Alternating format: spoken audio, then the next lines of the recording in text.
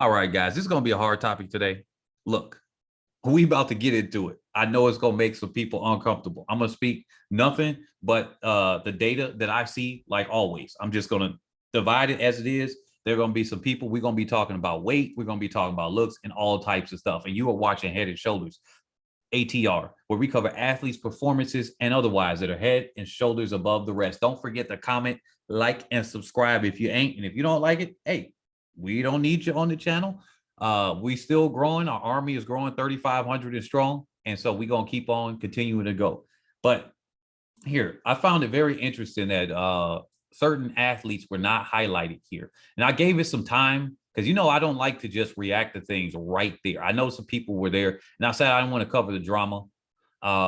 So I got some time to look over some things. After I made the video earlier, I kept seeing this and I started reading and reading and reading. And I did my research and I'm like, wow. So now I'm thinking, okay, what do you do if you are blacklisted? Think about this. What do you do if you are blacklisted, right? Shelly-Ann Fraser-Pryce has been a legendary 100-meter athlete, right? What do you do when you're blacklisted? Let me take this before I get into that. Let me give you an equivalent of what's happened or something very similar that's happened is in politics. And I don't care where your politics sits. Personally, I don't care. People call me a MAGA hatter because I said something positive about Donald Trump in the form of people didn't like him, but his name recognition got out. So that got, no matter what, if it was bad or good that people were arguing about him, his name got there, and that other people heard about him and they said, okay, you are talking against him. Oh, you? Okay, I'm really going to vote for him. So they voted against some people in order to vote for him. So they called me a MAGA hatter, even though I said I don't care about politicians. This is so funny how people just do those things. No politician, if you trust politicians, I got a rock to sell you. Better yet, I got a blank photo to sell you, like that one person did and made $1.2 million. I don't know how they sell a blank photo for $1.2 million. Like, what? People got money on their hands and they must be bored. But here we go. Here's another equivalent. During the primaries, 2016 in the United States, there was a Hillary Clinton versus Bernie Sanders. He was getting a whole bunch of social media coverage and everything like that. Guess what the media did? Now, Fox News would cover them in a more positive light. They had the incentive to not care if they covered them positive. You know why? Because when they covered them, they knew that their viewers were not going to go out of the Republican primary to vote for Bernie Sanders. In states where you could vote either or, right? The Republican voters, traditional Republican voters, would vote for Bernie Sanders. But in the ones where they had closed primaries, is what they're called, where you have to register either Democrat or Republican or Green Party or whatever, or independent ahead of time, you would have had to change your affiliation. And they knew that most of their viewers wouldn't. So they would talk positive about it, right? They're talking positive. They didn't have anything to lose. MSNBC, CNN, they would actually speak negative to them. And let me take her off the screen and just put up this logo, since I'm talking generally and not about them right now. They would slant them at every turn. You ask them extremely dumb questions, asinine questions, right? And then and Fox News surprisingly gave them soft gloves and everything.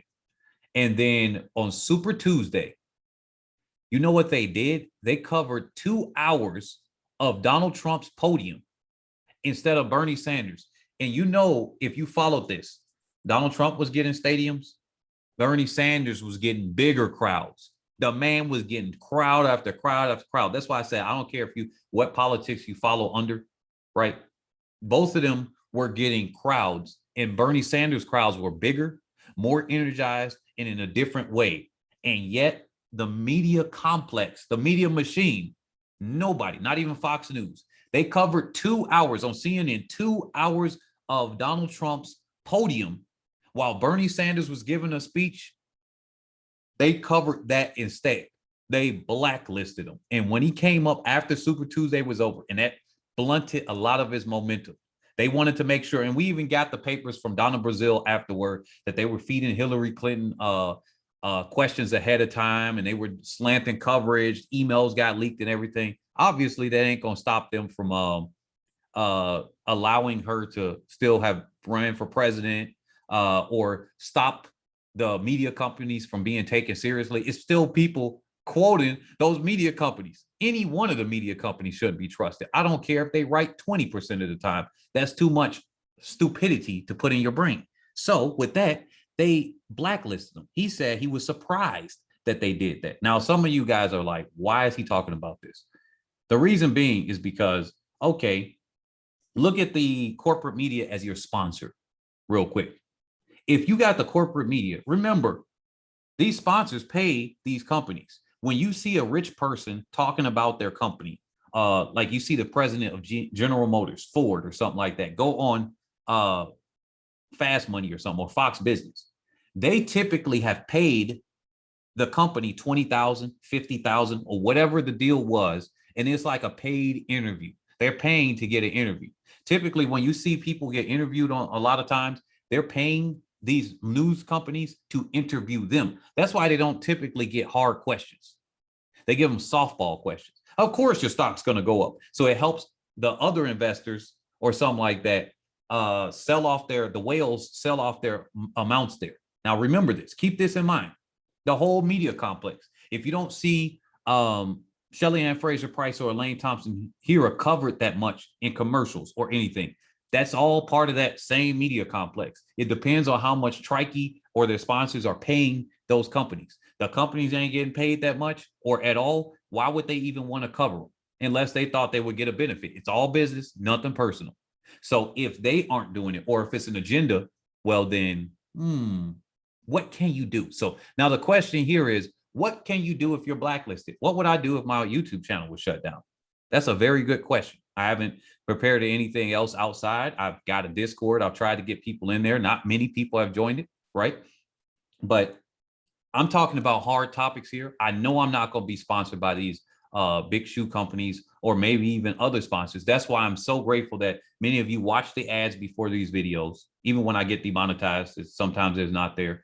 And I do appreciate the people that regularly come out to send in donations, whether it's in crypto, whether it's in PayPal, Cash App, or whatever way that you contribute. I do, and I am very appreciative to the regulars that come out and the people that can do it every once in a while, whatever it is, right? And the one Patreon person we got subscribed right now, right? I know we're gonna have more in the future, but I know I'm grateful of that because that does help this.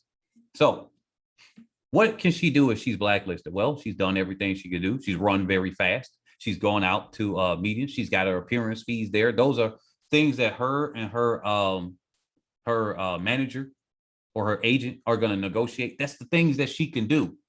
I don't know what deal she got with Trike, but it's just whatever the deal is okay. And those things are there, but we don't know. I mean, Alice and Felix left Trike because they weren't trying to do it.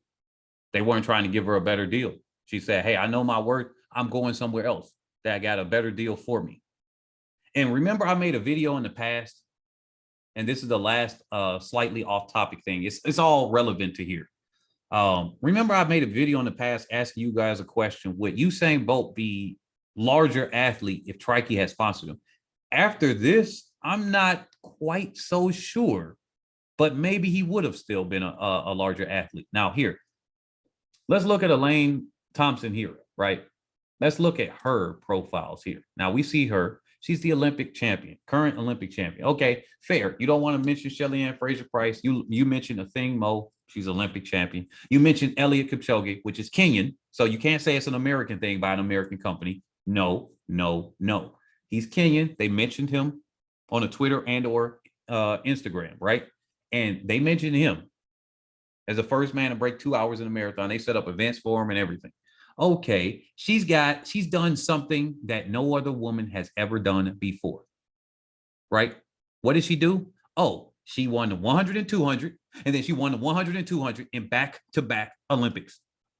She's done something that no other woman has done. It's called a double-double, and actually it's a double-triple because now she's got the gold in the 4x1. But she's done a double-double. No other woman has done it in history, not a peep from Trike. Not a peep from her sponsor.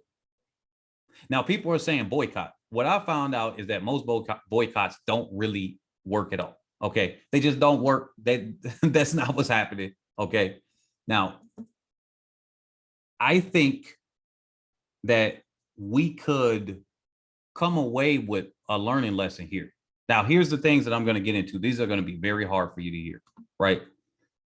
You notice certain people get pushed ahead, particularly if they're so-called black. I say so-called black because, I mean, black people, right? We're not black, we're brown. I don't know. I don't particularly care for the term, but since the lack of a better term, black people, right?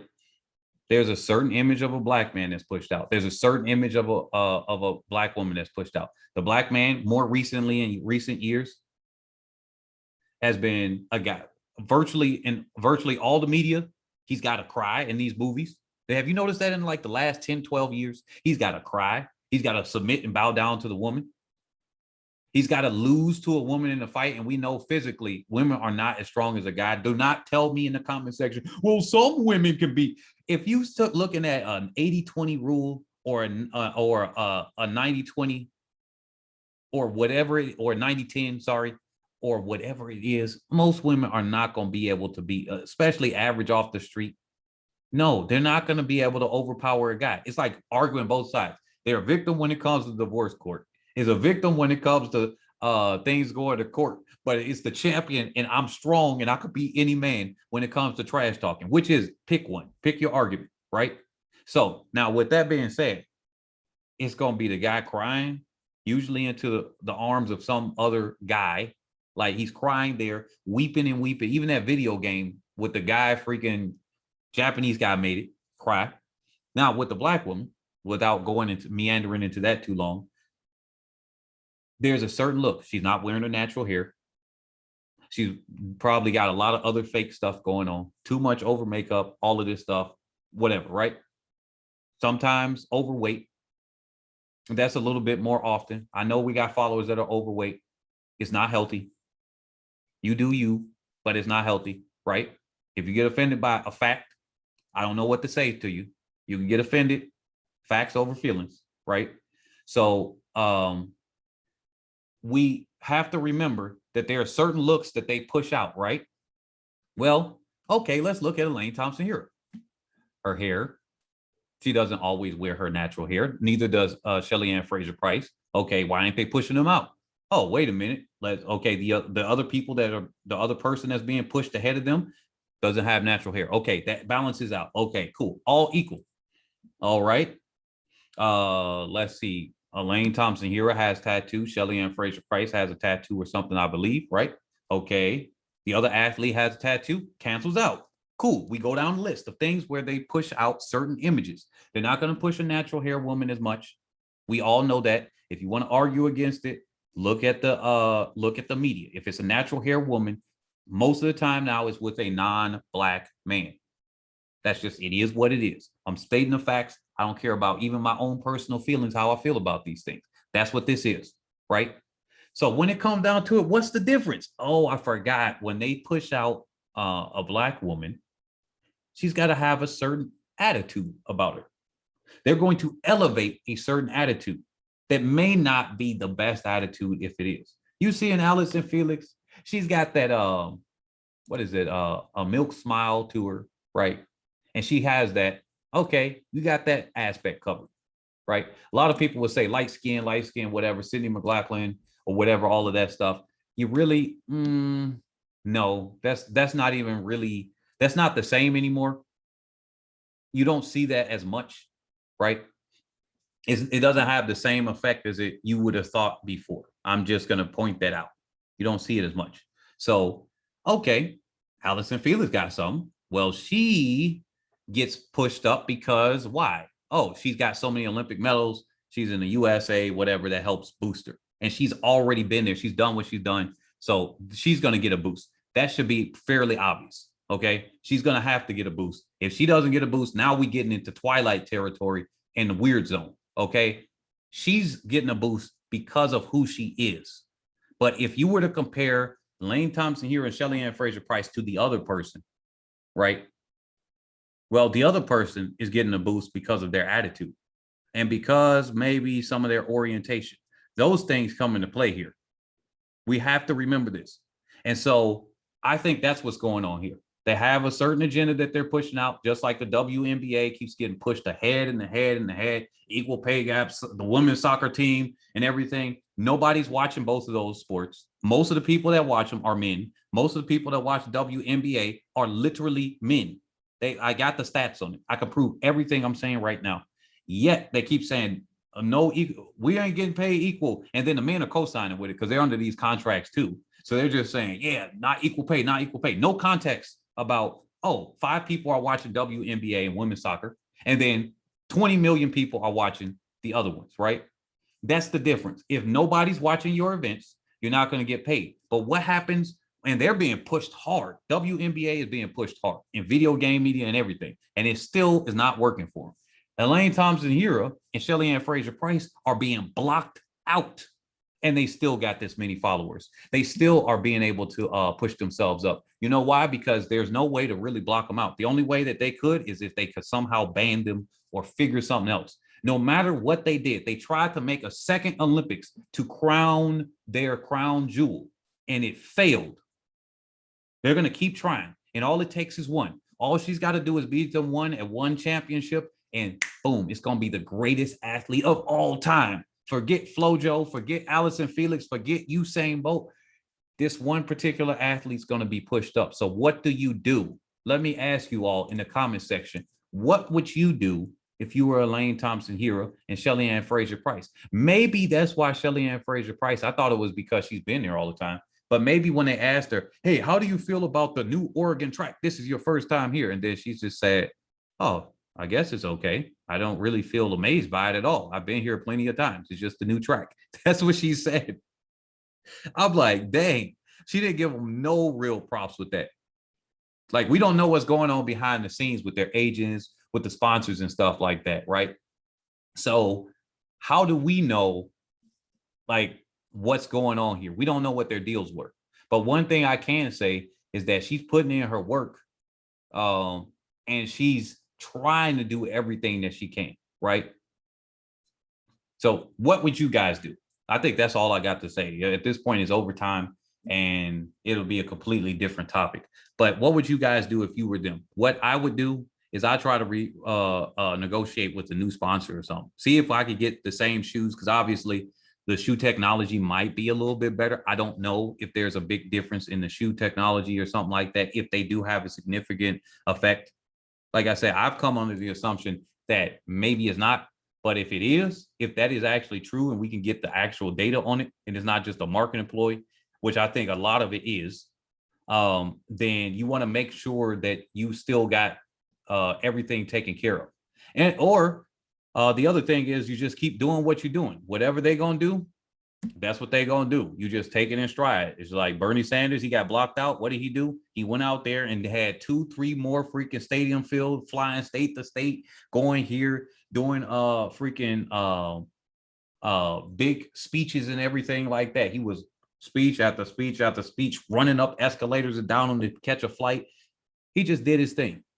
And so that's the other option they got. They could either renegotiate with somebody else, or they could do their thing. At this point, Shelly-Ann Fraser-Pryce is toward the end of her career, so it may make very little difference to her. Plus, it's just like, hey, whatever. I'm doing my thing.